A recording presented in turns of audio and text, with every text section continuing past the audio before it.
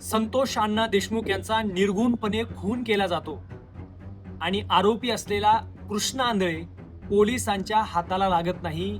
कृष्णा आंधळेच्या केसाला देखील धक्का लावण्याची ताकद इथल्या पोलिसांमध्ये आहे का, असा प्रश्न सामान्य लोकांना पडलेला आहे. मुळात कृष्णा आंधळेकडे अशी कोणती शक्ती आहे की तो अजूनही अदृश्य आहे, तो अजूनही पोलिसांच्या हाती लागत नाही. कृष्णा आंधळे भारतात आहे की तो नेपाळला पळाला, या सगळ्यावर आपण या व्हिडिओमध्ये माहिती घेऊयात. कृष्णा आंधळे त्यांना 3 वेळा ते त्यांच्या गावी येऊन राहून गेल्याची माहिती आता समोर आली आहे. आणि मित्रहो नमस्कार. गेल्या 1.5 वर्षापासून स्वर्गीय संतोष अण्णा देशमुख यांच्या खून खटल्यातील अत्यंत महत्त्वाचा आरोपी असलेला कृष्णा आंधळे अजूनही पोलिसांच्या हाती लागत नाही. कृष्णा आंधळे फरार आहे, परंतु तो कुठे आहे, तो काय करतोय, याबद्दल पोलिसांना कोणतीही कल्पना नाही. मुळात स्वर्गीय संतोष अण्णा देशमुख यांच्या खून खटल्याचा तपास CIDच्या माध्यमातून होत असताना CIDला सुद्धा जर कृष्णा आंधळे सापडत नसेल तर किमान आपली संरक्षण यंत्रणा किंवा पोलीस यंत्रणा नेमकं काय करते, या गोष्टीचा विचार या ठिकाणी होणं अत्यंत महत्त्वाचं आहे. आदरणीय सुरेश अण्णा धस असं म्हणाले किंवा पत्रकारांशी बोलताना सुद्धा ते असं म्हणाले, पत्रकारांशी संवाद साधताना ते असं म्हणाले की काही आरोपी हे जे फरार असतात, जे पोलिसांना सापडत नाहीत, ते कुठेतरी जाऊन असं बसतात की ते कुणालाही सापडत नाहीत.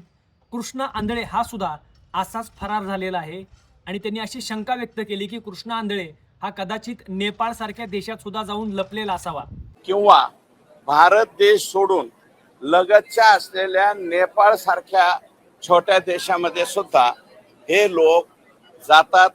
मुळात कृष्णा आंधळे कुठं का असना तो आजपर्यंत कोणासोबत संपर्क करतोय आणि मुळात स्वर्गीय संतोष अण्णा देशमुख यांचे जे बंधू आहेत त्या बंधूंनी देखील पत्रकारांशी बोलताना असं सांगितलं की कृष्णा आंधळे 3 वेळा गावाकडे येऊन गेल्याच्या नोंद आहेत आणि CIDने सुद्धा ते मान्य केलंय की कृष्णा आंधळे गावाकडे 3 वेळेस येऊन गेला. मुळात कृष्णा आंधळे हा पोलिसांना चकवा देण्यात इतका माहीर कसा, खरंच कृष्णा आंधळे यांच्यासोबत नेमकं कोण कोण संपर्क ठेवून आहेत, या सगळ्या गोष्टीची तंतोतंत माहिती पोलिसांनी ठेवणं अत्यंत महत्त्वाचं आहे. जर संरक्षण यंत्रणा पूर्णपणे ताकदीनं कामाला लागली तर कृष्णा आंधळे लपणं शक्य नाही. कृष्णा आंधळे कुणाच्या आसऱ्याखाली गेला आहे याची देखील माहिती आता सामान्य लोकांपर्यंत पोहोचणं गरजेचं आहे. एखाद्या माणसाचा खून करून एखादा आरोपी 1.5 वर्ष गायब होतो, पोलीस त्याच्या केसाला देखील धक्का लावू शकत नाहीत. अशी जर गुन्हेगारांची प्रवृत्ती वाढत गेली तर दिवसाढवळ्या गल्लीबोळात खून पडतील. कारण गुन्हेगार हा एकदा निघून गेला की परत पोलिसांच्या हाताला लागत नाही, अशी एक प्रकारची भूमिका निर्माण होऊ शकते. पोलिसांनी लवकरात लवकर कृष्णा आंधळे जर नेपाळला जरी गेला असेल तरी देखील त्याला शोधून इथं महाराष्ट्रामध्ये आणून फासावरती लटकवणं गरजेचं आहे.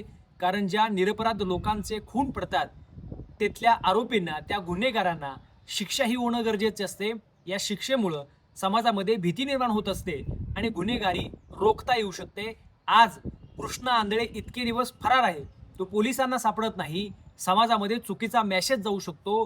कृष्णा आंधळे जगाच्या पाठीवर कुठेही गेला तरी 100% महाराष्ट्र पोलीस, CID नक्की त्याला शोधून आणल्याशिवाय राहणार नाही आणि त्याला योग्य ती शिक्षा देखील दिल्याशिवाय राहणार नाही, अशी सामान्य माणसाची भूमिका आहे. तुम्हाला काय वाटतं, कृष्णा आंधळे खरंच गावाकडे 3दा येऊन गेलाय का कृष्णा आंधळे खरंच नेपाळला निघून गेलाय? तुमच्या देखील प्रतिक्रिया कमेंटमध्ये नक्की कळवा. आणि या चॅनलवर जर आपण नवीन असाल तर अशाच प्रकारच्या व्हिडिओसाठी आमचा हा चॅनल नक्की सबस्क्राईब करा. धन्यवाद.